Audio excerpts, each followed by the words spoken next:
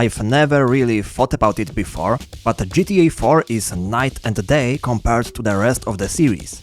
When you think of GTA, you usually imagine fast cars, police chases, and total chaos on the streets. And technically, GTA 4 has all of that. But when it came out in 2008, it was clear this was a reboot of the series, quite literally. Rockstar made it clear that this was a new universe, the so-called HD universe, and whatever happened in the 3D universe doesn't exist here. If that's not a reboot, tell me what is. And it was also clear from a gameplay perspective that now they were going for something much more realistic. Something more like a simulator of being a gangster in a world that is still a satire of ours, but much more grounded. And the funny thing is, that direction didn't even last through both expansions. Because in episodes from Liberty City, they started to move away from simulation and back toward a game designed first and foremost around giving the player as much fun as possible. And GTA V abandoned the idea of GTA 4 almost completely by going back to the roots. Still much more realistic than the 3D era games, of course, but abandoning the direction they were going for in GTA 4 with this whole reboot. And while that actually makes the GTA series much more interesting and enjoyable, because every mainline entry brings something different to the table, I must say that's also partly what caused my problem with the game and the reason this essay exists. GTA 4 back in high school was easily my favorite game.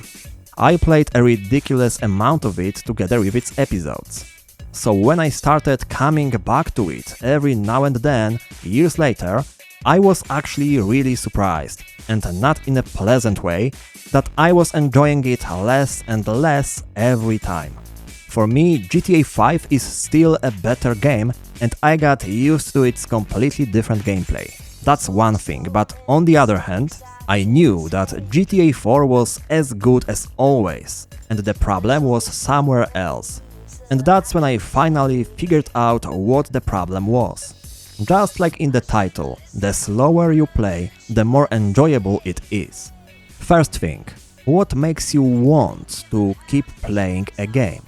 Not just GTA 4, any game. You could say when the game is simply fun. And that's basically the 3D era GTAs and GTA 5. Another thing that could make you play a game is, however stupid it may sound, the sense of obligation. Maps covered in icons, constant reminders, checklists, stuff designed to keep you engaged even when the activity itself isn't particularly fun. Why do they want you to feel obligated? Because there is this paradigm that the longer you play, the more likely you are to buy microtransactions. But going back to the core, you like to play specific games because they are fun or because they give you the sense of checklist duty. But there's also another type. A game that isn't necessarily fun in the conventional sense, but is deeply satisfying. A very rare kind. And I'd argue that GTA 4 and RDR2 belong in that category.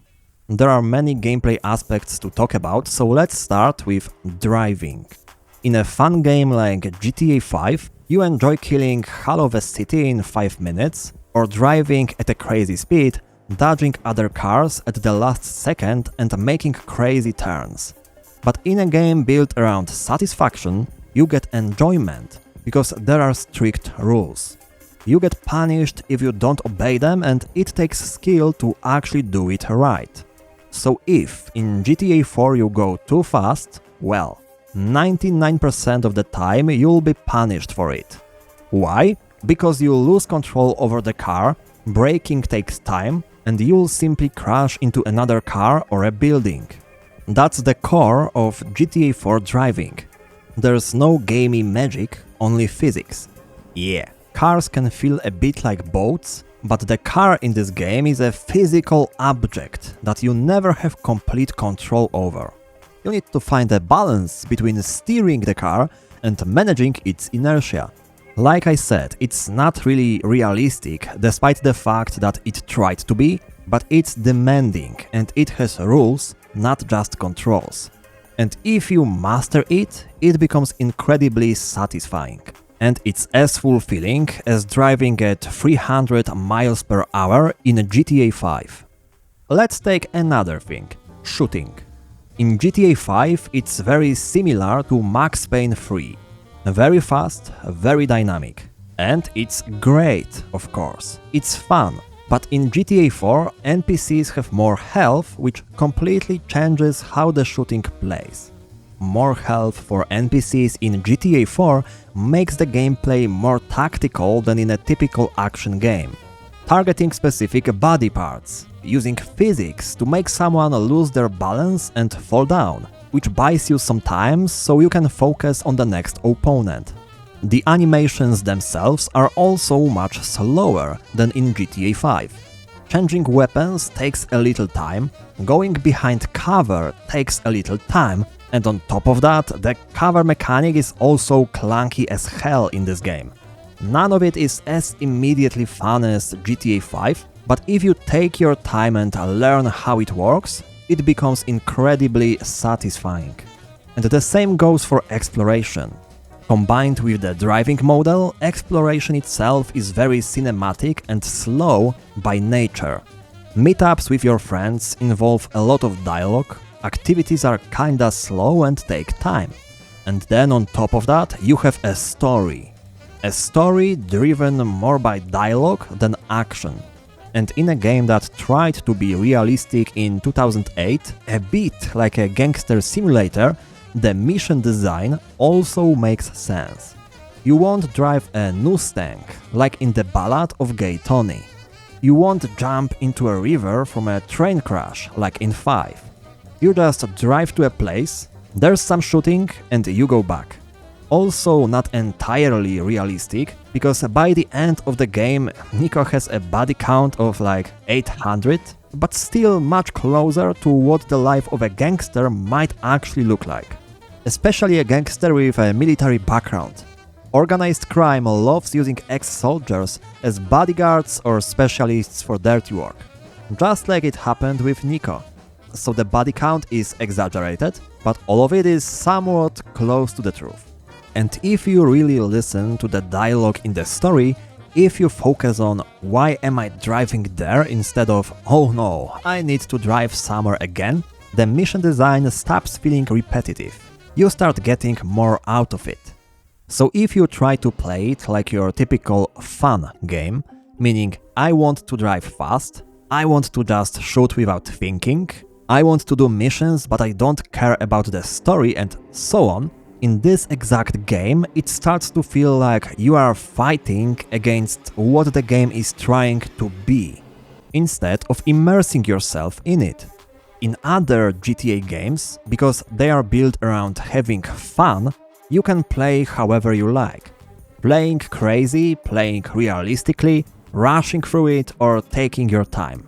The games were designed around having fun, so you'll have a great time anyway. But here, it's built around immersing yourself, taking it slow and getting satisfaction from it.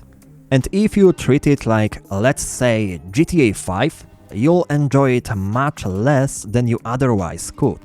And I'm fully aware that it won't click for everyone, and that's fine. But if you give yourself and the game a chance, it can be very rewarding. So, the slower you play it, the better it gets. The interesting thing is that, in fact, you could say that's true for any high-quality game with real depth. And it's true, but GTA 4 loses far more than a lot of games when you don't actually take your time with it, to the point where it might not be enjoyable at all for some people. Its heavy driving, deliberate animations, tactical shootouts and dialogue-driven story all encourage patience. Play it too fast and you are constantly fighting against the game and what it is. Slow down and suddenly it clicks. You finally sync up with what GTA 4 is actually trying to be.